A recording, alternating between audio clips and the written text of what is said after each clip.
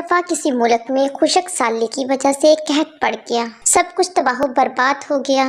اس مشکل وقت میں ایک غریب کوا اور اس کی بیوی بھی تھے جن کے پاس کھانے کو کچھ نہیں تھا۔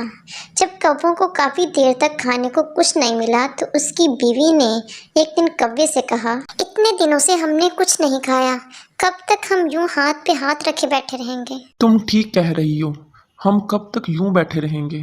چلو آؤ جنگل کی طرف چلتے ہیں، شاید ہمیں وہاں کچھ کھانے کو مل جائے۔ وہ کھانے کی تلاش میں جنگل کی طرف چل پڑے۔ جنگل میں پہنچ کر کوے کی جوڑی ایک درخت پر آ کر رکی اور وہاں پناہ لی۔ اس درخت کے نیچے ایک تالاب تھا۔ اس تالاب کے پانی میں ایک کوا رہتا تھا۔ وہ سارا دن پانی میں رہتا اور بہت سی مچھلیاں پکڑ کر اپنا پیٹ بھر لیتا۔ جب پیٹ بھر جاتا تو وہ پانی میں کھیلنے لگتا۔ اسی وقت درخت کی شاخ پر بیٹھے کوے کو پانی کے ساتھ دیکھتا تو اس کا دماغ بھی اس جیسا بننا چاہتا۔ اس نے سوچا، اگر میں پانی کے کوے سے دوستی کر لوں تو مجھے بھی سارا دن مچھلیاں کھانے کو ملیں گی، کتنے اچھے دن گزریں گے۔ وہ تالاب کے کنارے گیا اور پانی والے کوے سے میٹھی آواز میں باتیں کرنے لگا۔ اس نے کہا، سنو دوست، تم بہت صحت مند ہو، پلک جھپکتے ہی مچھلی پکڑ سکتے ہو، کیا آپ مجھے بھی اپنا یہ معیار سکھائیں گے؟ دوست، یہ سیکھ کر کیا کرو گے؟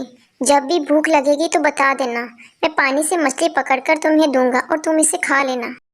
اس دن کے بعد کوے کی جوڑی کو جب بھی بھوک لگتی وہ پانی کے کوے کے پاس جاتے اور اس میں بہت سی مچھلیاں کھاتے۔